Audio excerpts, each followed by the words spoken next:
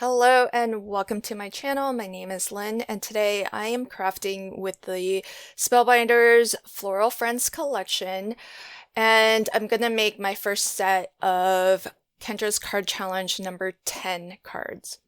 And I'm gonna start off by just showing you how I like to choose my papers. So I like to actually look at all of the sketches, and I like to try to find out which papers get used with or will end up on the same card as other papers. And that way, when I'm choosing them, I can be sure that they will coordinate well together.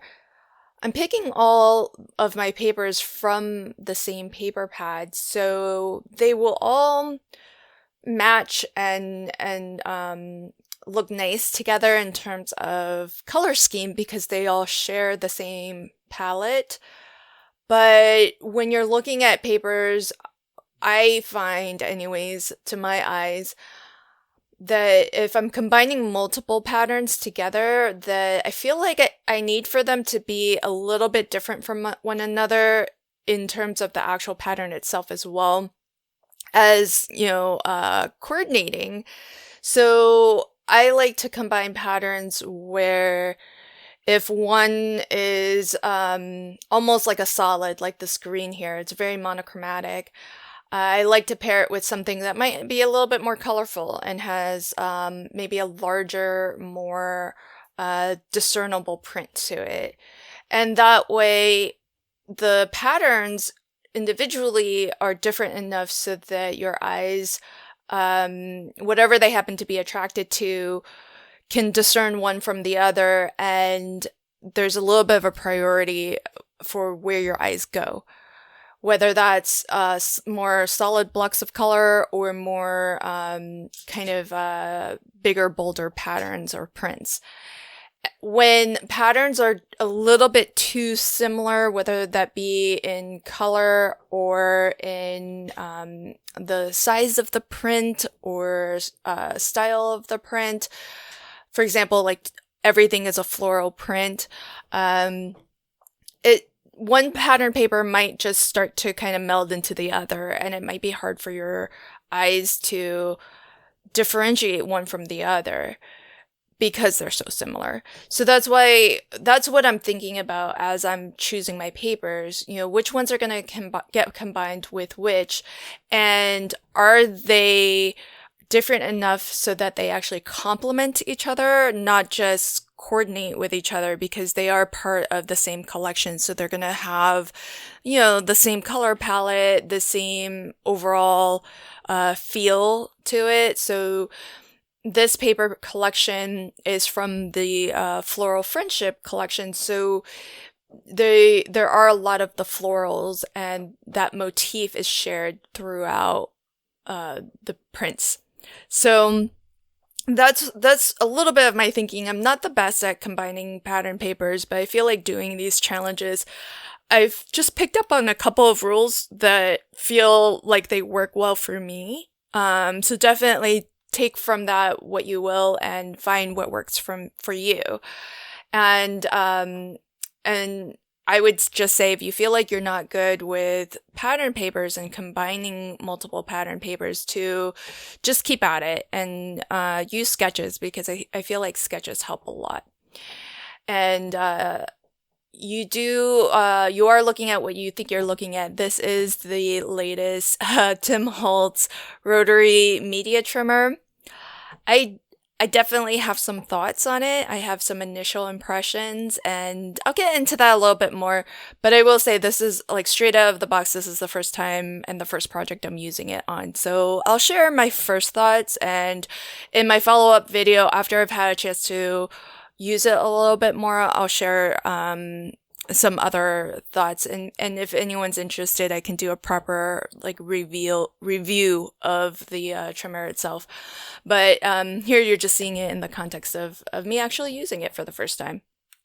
So, what is Kendra's Card Challenge if you are new to it? Kendra's Card Challenge is a sketch challenge that is run by Cards by Kendra here on YouTube. And you can get the free PDF from the description box.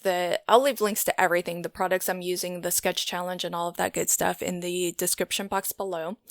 But the free PDF has a cutting guide, and that's what you're looking at here. I am starting to cut down the 6 sheets of pattern paper that I initially selected. The cutting guide shows you exactly where to start your cuts and gives you exact measurements for everything, all the pieces that you'll need. And on the cutting guide, there's also numbers that indicate which sketch number that particular segment is used on. Because following the cutting guide, there are 15 card sketches that you can put together. And the cutting guide is super efficient. Basically, there's zero to very little waste. Sometimes some of the segments are cut into banner flags. So that little triangle that you cut off at the bottom of the banner is basically the amount of waste that you're generating. So very, very little. And that's one of the things that I really love about this sketch challenge. The angled cuts, you might find initially, if you were anything like me, somewhat daunting. But what I found works for me is there are measurements for each of those lengths. So I just like to make a little tick mark with my pencil.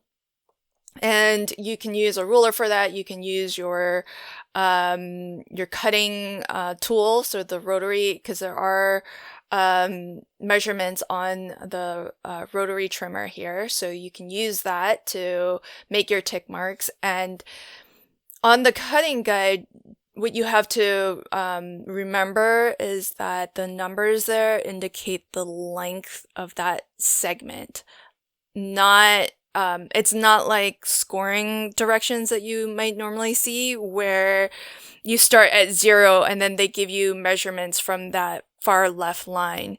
That's not these measurements. These are the length of that particular segment from the previous cut line or in between cut lines. So I think that's the key. Once I understood how to read the cutting guide, it became a little bit easier to kind of translate that into the cuts that I needed to make, even the angled cuts. So I am gonna continue to cut down each of these papers, and you'll often find that for some of the papers, so for example, D, E, and F share some similar cuts. And you could, if you wanted, because those, for example, that on the left side there where you see those 3 angled cuts, D, E, and F all share that exact same cut pattern. And if you wanted, you could, and then they're all going to get kind of mix and match together on 3 different cards. So if you wanted, what you could do is cut your pieces down until you have this large piece here that I'm marking up, and then stack all 3, D, E, and F, all 3 panels that measure this size, and make those angled cuts all at the same time. If you want, you can do that, and that would definitely guarantee that when you go to mix and match them together, they're going to be, identical cuts, and they'll all kind of fit back together exactly 100%. I don't do that. I still like to just cut everything individually. It takes a little bit more time. But I feel like even though, especially with this trimmer, which can handle chipboard, and that's one of the things I want to do before I actually have like a definitive opinion on this rotary trimmer, but it can definitely handle the weight of 3, especially these papers, because they are paperweight. It can definitely handle cutting through 3 layers of this. So I'm not cutting it individually because my trimmer can't handle the multiple layers. It's more that I feel the more layers that you stack, the firmer you really have to hold down all of those layers to really ensure that they don't slip at all when you're cutting. And so really the only reason why I like to cut these individually as opposed to stacking them is that I'm just not super confident that I can hold them down and prevent any slippage. So as I make my cuts, I like to put them into this kind of file folder that I have numbered by sketch number. And that way I have all of the pieces for each sketch as I go. So in this first video, what I'll do is just show you the first 3 cards that I assemble. I've already done a lot of prep work to figure out what all else I want to add to these card sketches, because one thing that you might note when, if you've ever played along with Kendra's Card Challenge, or if you're seeing it for the first time, you might notice that there are some black borders, there's some white parts, there's some gray parts. What that's indicating is other elements or parts of the card layout or design that you sort of have the freedom to pick and choose how you want to fill that space. The color blocks that you're seeing correlate back to one of the pattern papers, and it's all color coded so that you can see how the patterns are going to be used, but you still have a lot of freedom and flexibility to bring more to the design of the card. So here I have just this solid block of this solid color cardstock that I felt was a good match with some of the colors in this pattern paper. And I did die cut from the center of that so that I could use that same color, because I don't want to waste that since most of that initial rectangle is getting covered by the pattern paper anyways. It's just a way to kind of stretch your papers a little bit more. I especially like to do it with specialty cardstock like mirror cardstock, but in this case I wasn't sure if I had another sheet of this particular paper, because it might have come from a card kit. And so I just wanted to make sure that I was just stretching it if I really, as opposed to cutting into another section. But I do fill that space back in with just some plain white cardstock so that I don't have sort of a saggy middle and everything is as level as possible. These are awesome. They are glitter dots, and they're just really sparkly, and they're all kind of slightly different colors too, so I thought that was really cool. You don't necessarily, some of them are very similar in color, but there's a lot of variation here, and it's almost very mermaid in color, so really, really beautiful. Love using that as some additional accents. They are, I will say, especially the larger ones, they are rather raised, and because they are glitter, they do have a bit of a texture, like a bit of a rough texture to them. But I'm not sure, I don't think it will trigger extra shipping, how raised it is, especially the largest size dots, but they are very sparkly and gorgeous. So with this collection, the Floral Friendship Collection, it's an a la carte collection. So everything that you're seeing me craft with here, you can get separately. But a lot of these elements are pretty similar to what you might see in the quick and easy card kits. So for example, you've got the 6x6 paper pad. It does have 40 sheets of paper, and there are 10 unique designs. So you get 4 sheets of each pattern, and they are single-sided. It is a paper weight. And then, and you'll notice some of the pattern papers are foiled. There's some gold foiling on them. So they are really, really pretty. And I love that they are a paperweight, especially for challenges like this, where sometimes I like to fill that open space with more pattern paper. So as you start to stack multiple pattern papers, your card front doesn't get overly heavy as compared to the inside or the back of your card. So that's one of the reasons why I don't mind lightweight paper like this. But the other things that you can get that are part of this collection are the sparkle glitter dots, as I was talking about before. There is a die cut pack, so that's where this bird die cut has come from. And then there's also a die cut sentiment pack, which is where the foiled sentiment on this card comes from. And you know what's awesome is that in that sentiment pack, that the shape of that, it came like that. So it does actually match the nested label shape die set that I really love. You've probably seen me craft with it a lot. I've even made like a shaped memory dex card from it.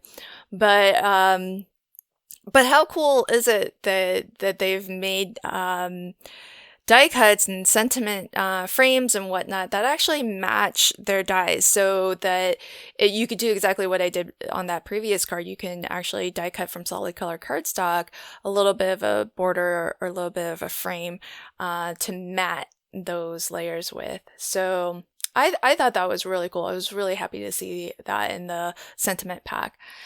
And so you can get each of these things individually. And then the other thing that I'll show on this card in a little bit, but you can see it in my pile there, is there are these really cool butterflies that are very dimensional. They're multi-layered, but they will fold down completely flat.